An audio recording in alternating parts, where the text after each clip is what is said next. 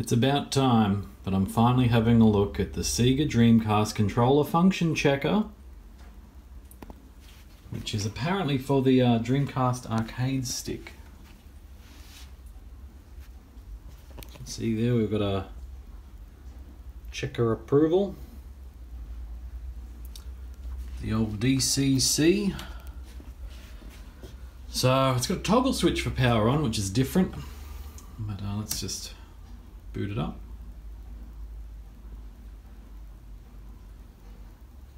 Okay, that's kind of exciting. Version 2, nice, 1998. Okay, flick it back off. Here are the things at the front. Plenty of them. And if you have a look at the back, we have the things at the back. Composite video, audio, a fuse, 2 amp, and AC input of, well, any way you want really. 85 to 240, whatever. So let's just go ahead and disconnect the power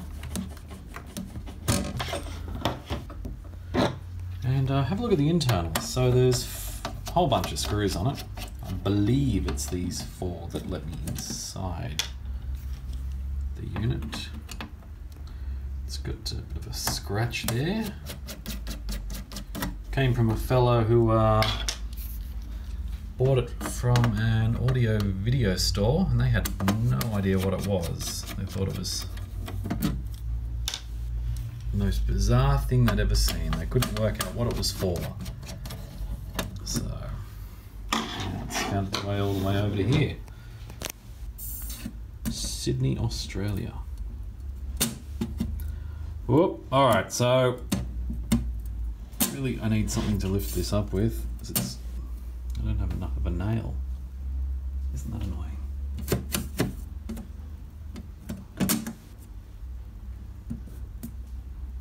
Not finger smudge resistant at all.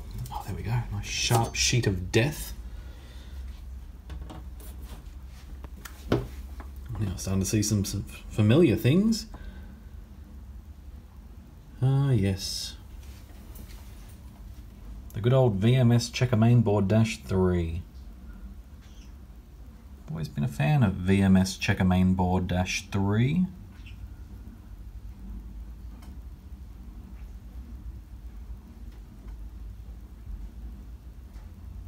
$98.13. One of the date stamps there. What else have we got?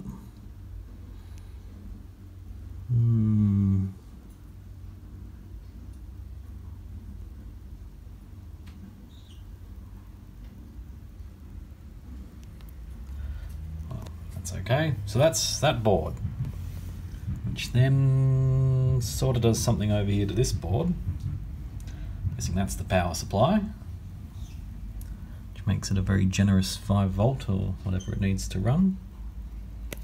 This board is the Pretty Bird -113A.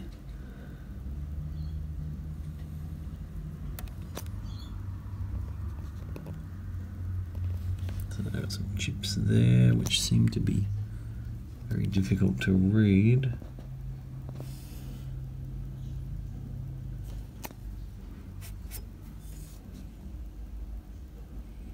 Looks like it's a Sega logo and then a bunch of writing.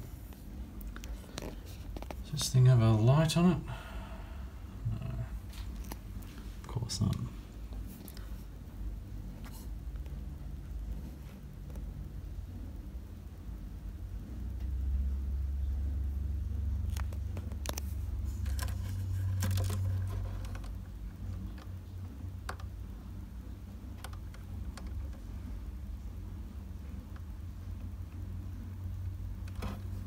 That board. It'd be interesting to get the other side of it videoed or photographed one day. Now, this part is the interesting bit, at least in my eyes. It's a Mega Drive.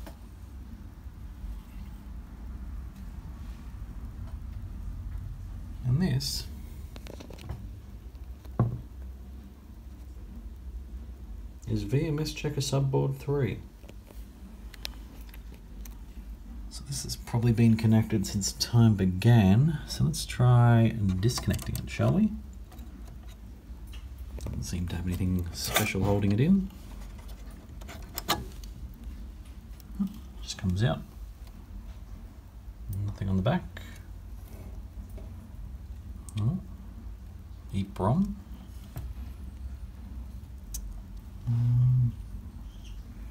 So this must be one of those revised Mega Drives that I haven't actually come across one of these.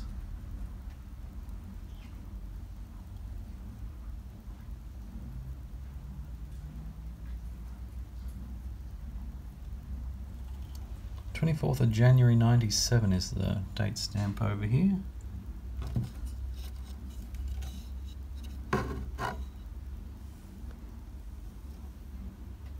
Oh, good. I can plug my Mega CD into it. That's useful.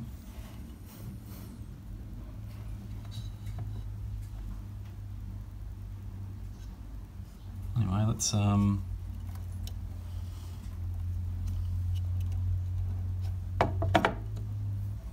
on disconnecting this.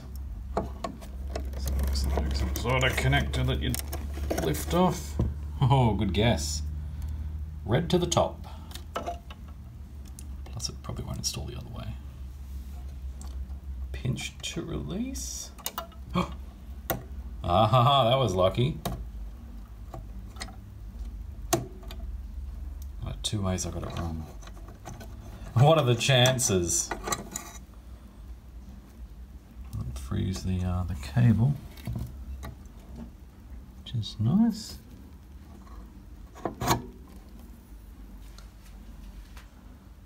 And then we just have this.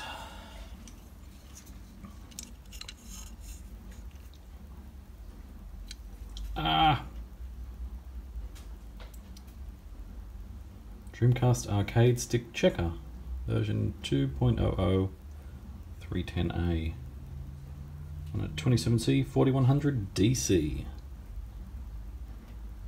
Well, if there's anything that I've learned about these, it's to give them a dump. Which means I'm going to have to install Windows XP into a virtual machine. Oh, I better get to it. Stay tuned for the dumping process, I suppose. Yeah. Interesting piece of hardware, though. If you've got any, if you've ever come across one before, let me know. The only thing I could find on these was a photo of this particular unit with its very unique scratch, unless they made them like that out of the factory, like they had a piece of equipment a bit too low and it scratched every single one going through, but then I'd expect the scratch to sort of extend a bit longer. Wonder what it does when it doesn't have the card in there. Let's find out. Shall we?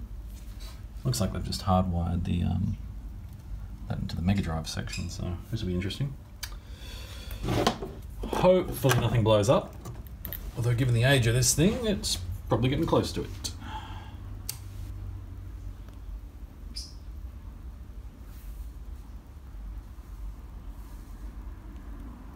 No signal. So the Mega Drive bit must need to do something. You know what? Let's go over to the cabinet and get a game. Let's see what happens.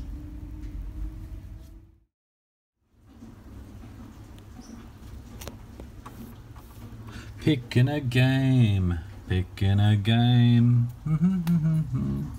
Something insane. Oh, how about Sonic? Oh. Yep, Sonic it is.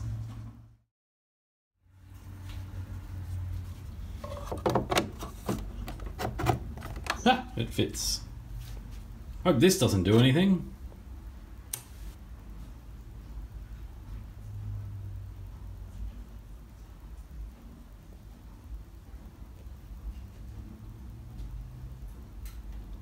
Nothing. This red and black cable.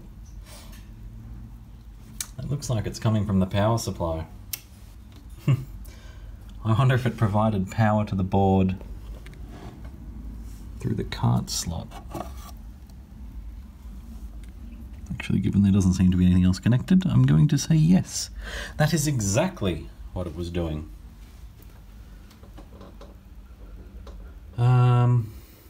Okay. Well, that's fine.